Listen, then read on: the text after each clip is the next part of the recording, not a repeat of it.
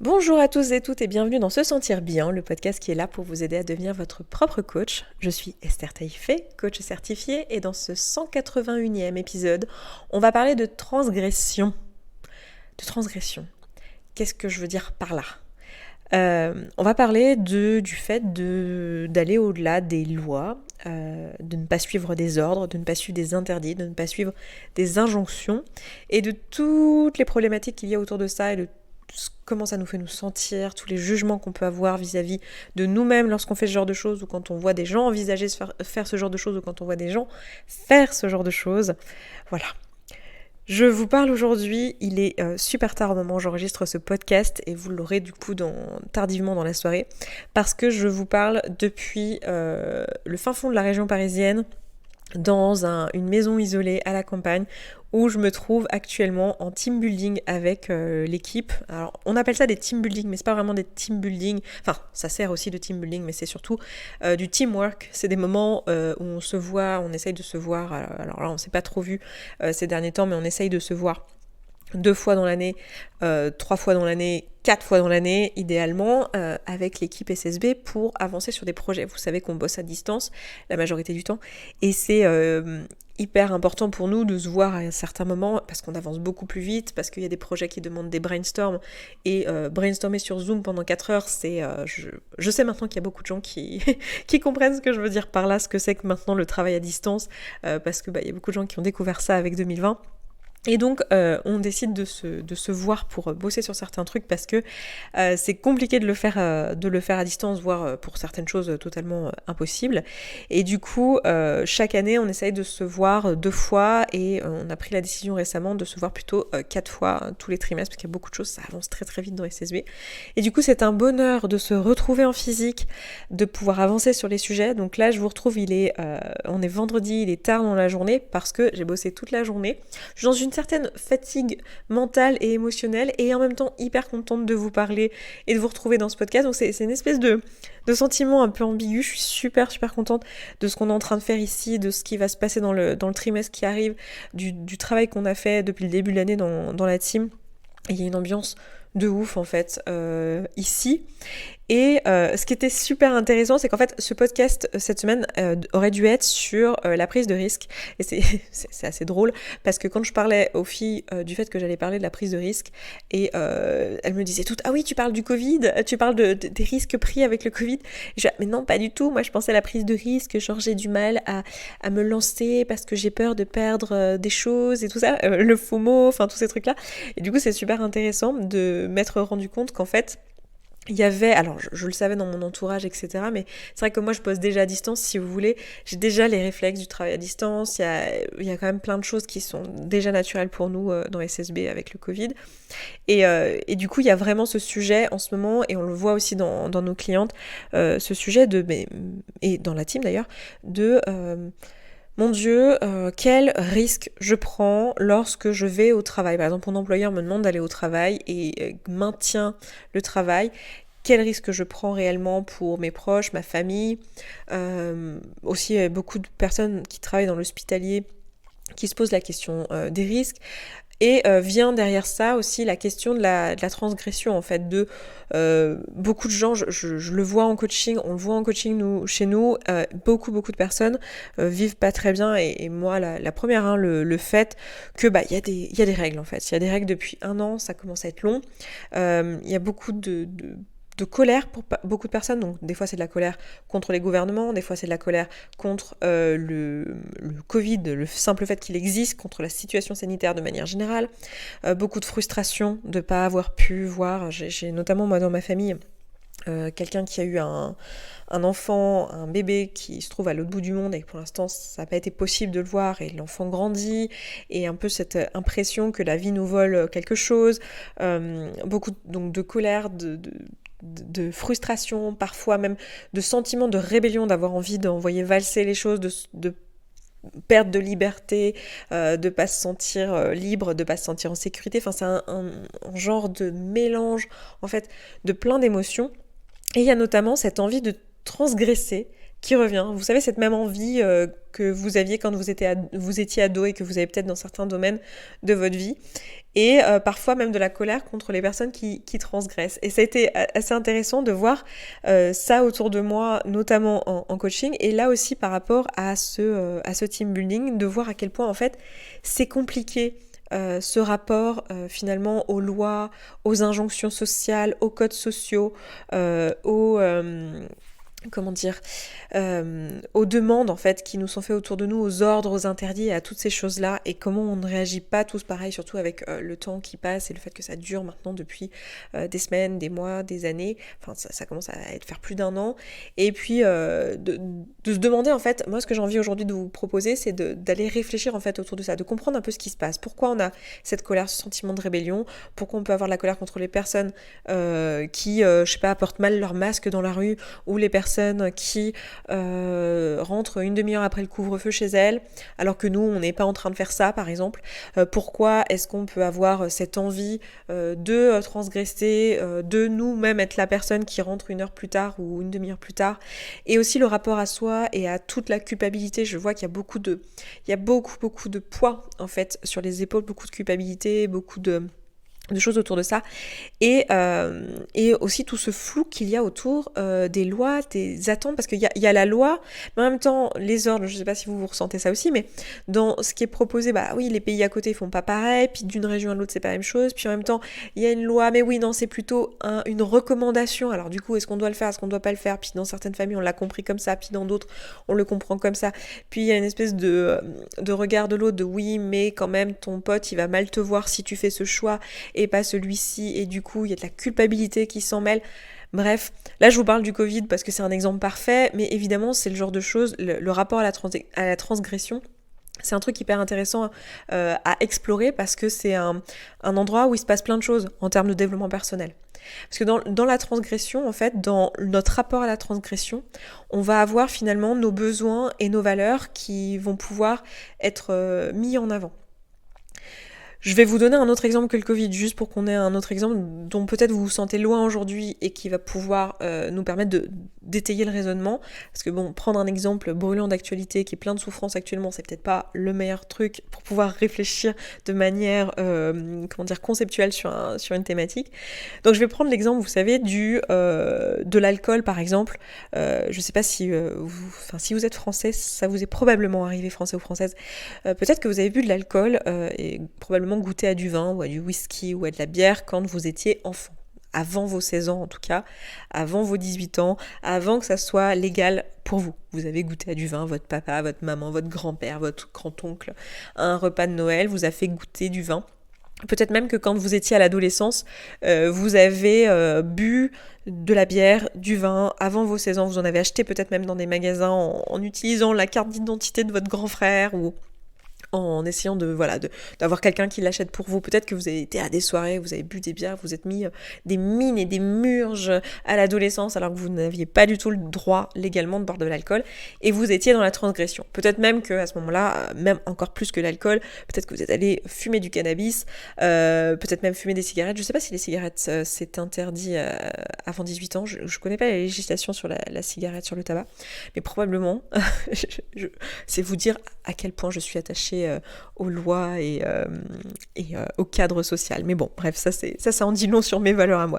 Mais je connais pas exactement les lois sur ces sujets-là, mais en tout cas, je suis sûre que vous vous souvenez de moments où vous avez transgressé. Peut-être que vous avez séché les cours, par exemple, que c'était interdit, qu'il y avait cette attente et cette règle, cet ordre d'aller à l'école, d'aller en cours de français ou en cours de latin de 16h à 17h, et que vous avez séché le latin, et que vous avez même menti à vos parents en disant que vous étiez allé en latin, et en fait vous n'étiez pas allé en latin, et vous avez fait un mot comme quoi vous étiez malade, enfin bref. Ce rapport à la transgression, remettez-vous un peu dans cette énergie de qu'est-ce qui se passait en fait à ce moment-là dans votre esprit, pourquoi vous avez besoin de transgresser. Et c'est hyper intéressant parce que on se rend compte qu'en général, il y a une notion il y a un besoin en fait qui est pas rempli et qui pourrait l'être avec la transgression. Donc ici, en l'occurrence, dans beaucoup de cas à l'adolescence, dans les exemples que je viens de vous donner, c'est un sentiment d'appartenance, le fait d'appartenir au groupe. Je vais me mettre à fumer du cannabis même si c'est illégal parce que mes potes en fument, parce que je veux avoir l'air cool, parce que je veux me sentir intégrée au groupe. Pareil pour l'alcool.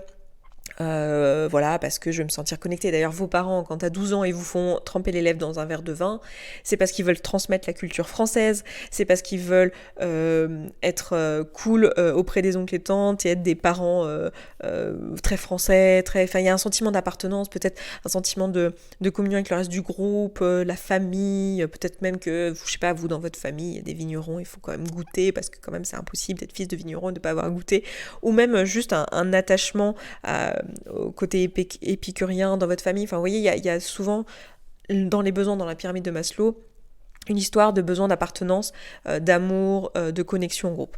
Donc voilà, ça va être soit pour remplir un besoin, soit comme d'habitude, pour remplir une valeur. Donc en fait, c'est aussi remplir un besoin, mais un besoin d'être aligné avec ses valeurs et un sentiment d'être aligné à ses valeurs. Ou alors, c'est parce que dans l'action qui est interdite, en fait, le fait de nous interdire nous empêche de nourrir une valeur qui est importante pour nous. Bon, ici, dans les exemples que j'ai donnés, c'est des exemples typiques où c'est plus un besoin. Mais il peut y avoir, je sais pas, des choses en lien avec vos valeurs profondes où vous risquez de vous dire, bon bah je fais telle chose. Bah, par exemple, je vais donner un exemple là qui me vient en tête, d'amis par exemple qui vivent à Dubaï et qui sont pour l'instant pas mariés. Et il y a ce truc à Dubaï, je sais pas si vous le savez, mais moi je trouve ça ouf et j'irai jamais habiter là-bas, ne serait-ce que pour ça, parce que je pourrais pas habiter dans un endroit où il y a des lois de cet ordre, mais il n'est pas possible d'avoir de relations sexuelles, enfin c'est illégal d'avoir des relations sexuelles avec quelqu'un dont on n'est pas l'époux ou l'épouse. Et ben, du coup, typiquement, ça va être le genre de moment où beaucoup de Français qui sont là-bas, même en vacances, même pour quelques temps, transgressent ça. Ils vont pas ne pas avoir de sexualité ou faire semblant de ne pas être en couple là-bas et qui transgressent. Pourquoi ? Parce que c'est une question de valeur. Dans beaucoup de cas, c'est une question de valeur, c'est pas ma culture, c'est pas mes valeurs, je me sentirais pas moi si je ne transgressais pas cette loi, et pourtant on est dans la transgression d'une loi.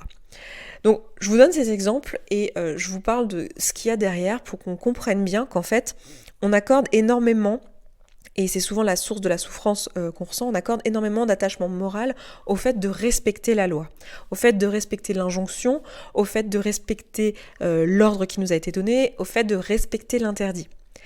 Et on y accorde vraiment un sens moral de le fait de le faire ou de ne pas le faire. Et là, avec les exemples que je viens de vous donner, ce que je voulais vous montrer, c'est qu'en fait, ce sens moral, finalement, c'est un choix de pensée. C'est-à-dire que c'est simplement une circonstance, encore une fois, on en revient toujours à ça, mais le fait de faire ou de ne pas faire la chose en question, donc le fait de faire boire du vin à son enfant ou de ne pas faire boire du vin à son enfant, en fait, c'est neutre. Ce qui est important, c'est la charge morale que nous, on met dessus. Ici, en l'occurrence, en tant que Français, je pense pas qu'il y ait grand monde qui sera super choqué, qui dira « Mon Dieu, mais c'est horrible, t'as fait boire du vin à ton fils de 12 ans, mais c'est inadmissible, mais tu te rends pas compte, c'est illégal, etc. » De la même façon que pour un Français, dire je suis partie en vacances avec ma copine à Dubaï et effectivement on a eu des rapports sexuels là-bas, il n'y a pas un Français qui va dire mais tu te rends compte, t'as transgressé la loi. Pourquoi ? Parce qu'on met pas de charge morale là-dessus, parce qu'on partage en fait des codes, des valeurs communes. Ici, en l'occurrence, donc j'imagine que derrière le vin, il y a certainement des valeurs communes. Alors, je ne sais pas quelles sont les valeurs épicuriennes, je ne sais pas trop quelles sont les valeurs communes. Mais en tout cas, on a une culture. Donc, une culture, c'est quoi ? C'est un ensemble de valeurs, un ensemble de codes de conduite qui sont liés à un système de valeurs qui est commun. Et du coup, on n'est pas choqué de ça. Mais en fait, c'est totalement subjectif. C'est-à-dire que, évidemment, que dans la société à Dubaï, c'est totalement un problème que d'avoir des rapports sexuels lorsqu'on n'est pas marié. C'est mal vu, c'est pas bien, c'est vu négativement, c'est pour ça que c'est interdit par la loi, en fait. Et il y a certainement des familles, j'imagine, dans lesquelles il y a peut-être, je pense que je connais pas assez la culture américaine pour en être certaine, mais il me semble que dans la culture américaine, c'est assez choquant, finalement, que des parents donnent du vin à consommer à leurs enfants de 12... Enfin, je sais qu'en France, moi, j'ai dû goûter du vin, je devais avoir 12 ans, quelque chose comme ça. Et ça paraît être genre de limite de la maltraitance d'enfants, limite complètement ahurissant, irresponsable, choquant et tout ce que vous voulez. Donc en fait c'est super intéressant de se rendre compte qu'en fait le fait de suivre ou non une loi, c'est totalement subjectif et que cette loi c'est juste la retranscription finalement d'un système de valeurs. Donc ça va être intéressant pour nous de nous rendre compte que quand on a envie de transgresser, c'est probablement parce que soit on n'adhère pas à ce système de valeurs, soit il y a un besoin qui pourrait ne plus être rempli si on adhérait à cet ordre, à cette loi, à cet interdit. Et c'est ça qui nous amène l'envie de transgresser. Donc déjà, ça va nous permettre de pas nous juger et de comprendre que déjà c'est neutre de transgresser ou de ne pas transgresser, et de pas nous juger quand on a ces pensées-là qui arrivent, et de pas non plus s'imposer et s'infliger la souffrance finalement lorsqu'on voit des personnes qui le font, ou quand nous-mêmes on s'observe le faire, et d'être dans la culpabilité. Donc ce qui m'amène à nous reparler du Covid. Et là, je vais vous raconter je vais vous raconter la suite de l'histoire du team building je continue à appeler ça team building, mais du travail qu'on a fait ici. En fait, dans la team, on n'a pas toutes les mêmes valeurs. Bon, on a des valeurs communes. Les valeurs de se sentir bien.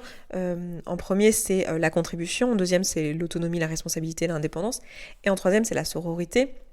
Il y a beaucoup cette notion de partage et de connexion et de se pousser ensemble vers le haut. Ensuite, on a aussi la croissance. Bref, c'est les valeurs en tout cas qui dominent et qui dirigent nos prises de décision dans notre quotidien. Et donc quand il y a eu l'annonce du confinement, on s'est posé la question, du coup, est-ce qu'on annule le team building, est-ce qu'on ne l'annule pas ?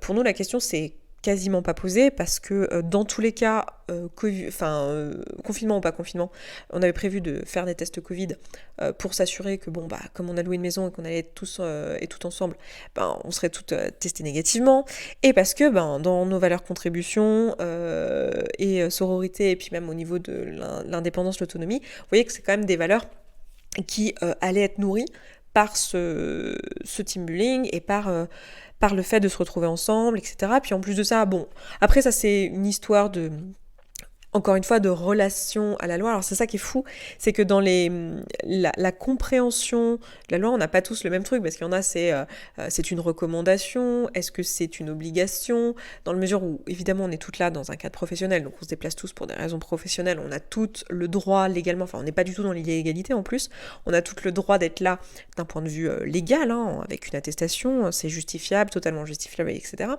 Mais là, ce qui compte derrière, finalement, c'est le sens moral, c'est ça qui est super intéressant. Et c'est ça qui en dit long aussi sur nous, nos valeurs, et qui est une super source aussi de connaissance de soi.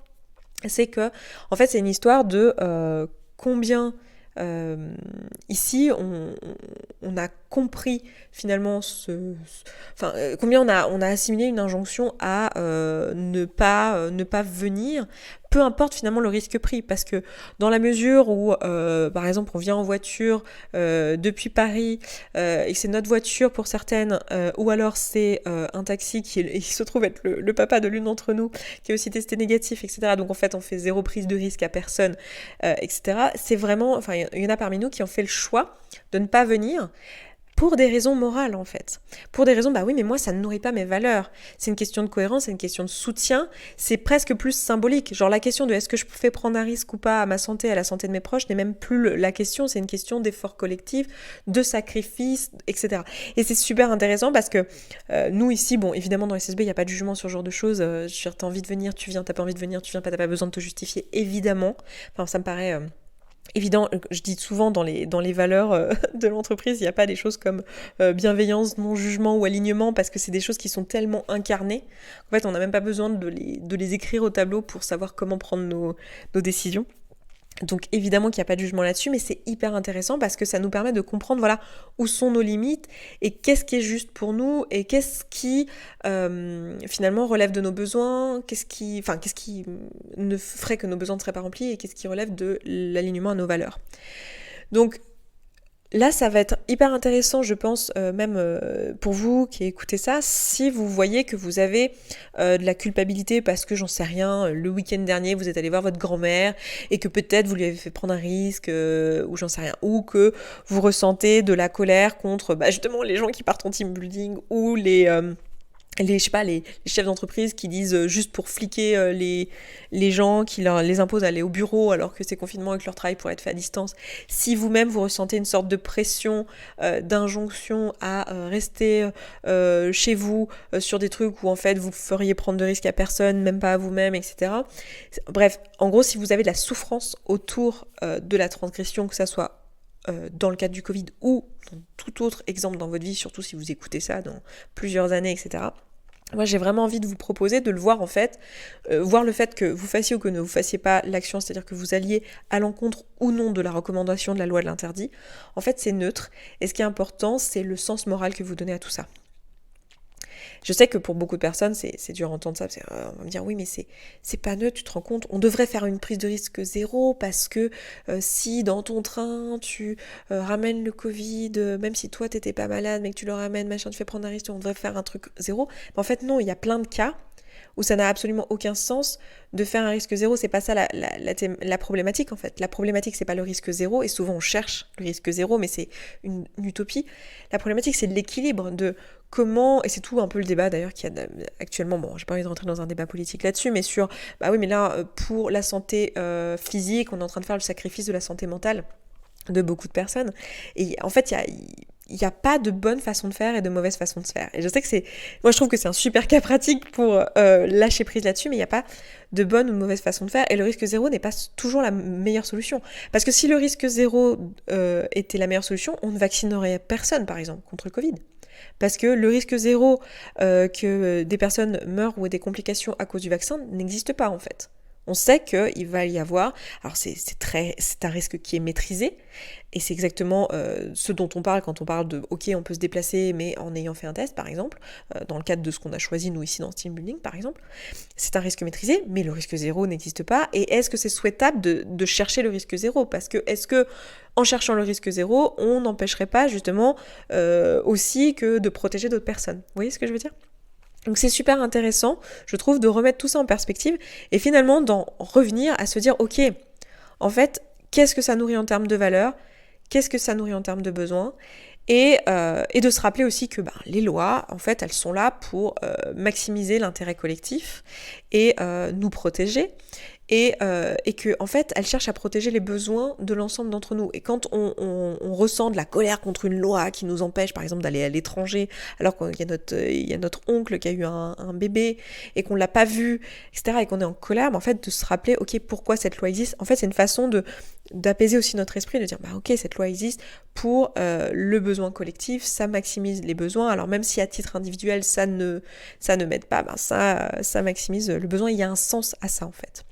Et aussi, je trouve que typiquement les lois, les interdits, ce genre de choses, c'est une super façon aussi de me voir en pratique comment une limite peut être mise en place. Vous savez, je vous parle beaucoup du fait de poser ses limites et de qu'est-ce qu'est une limite. Et une limite, c'est pas manipuler l'autre personne, c'est pas justement lui imposer des choses, c'est vraiment dire, voilà, si tu fais ça, moi je vais me comporter comme ça. Eh bien, une loi, c'est exactement ça, c'est une limite. C'est si tu fais ça, tu auras, je sais pas, si tu rentres après le couvre-feu et que tu es contrôlé, tu auras une amende de 135 €. C'est vraiment une mention de la limite. Et ça ne vous empêche pas, vous, de rentrer après le couvre-feu. Il n'y a rien qui vous empêche de le faire. Vous êtes libre. C'est juste que vous enfreignez une règle et donc vous vous exposez à recevoir cette sanction et à ce que l'État vous mette une limite parce qu'elle a mis cette limite pour protéger les besoins de la collectivité. De la même manière que vous, quand vous mettez des limites, en fait, ce que vous faites, c'est que vous mettez des limites aux gens autour de vous pour protéger vos besoins à titre individuel. Vous êtes le garant, vous êtes un petit peu la personne qui fait les lois pour votre individualité. Et du coup, quand vous appliquez une limite, c'est ça que vous faites. En fait, vous protégez vos besoins.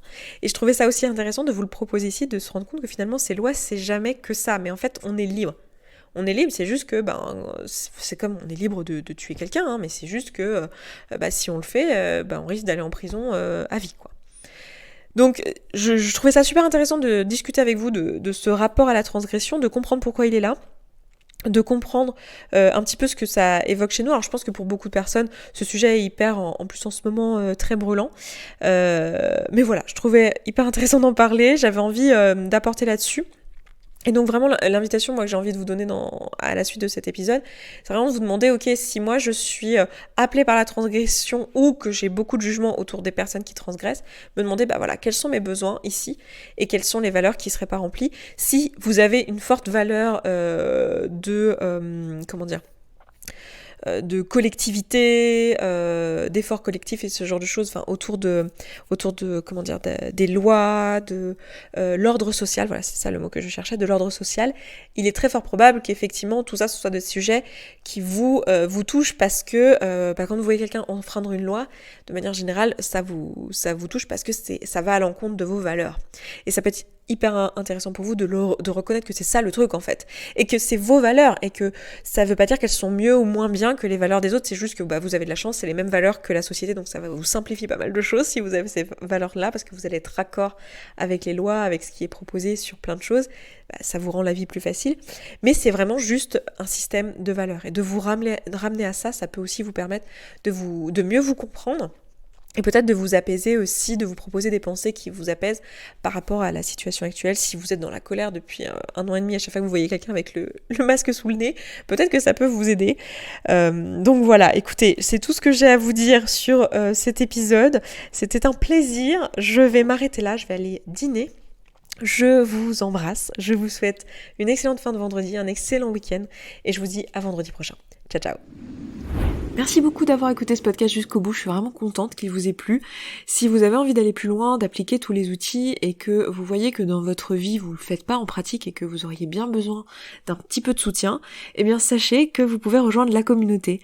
La communauté, c'est l'ensemble des auditrices et auditeurs de ce podcast qui appliquent tous ces outils et qui s'entraident. Et moi dans cette communauté, je vous partage tous les jours un petit podcast de 5, 10, 15, 20 minutes maximum qui vous aide en fait en levant tous les doutes et toutes les difficultés que vous rencontrez au fur et à mesure et qui répond aussi à vos questions.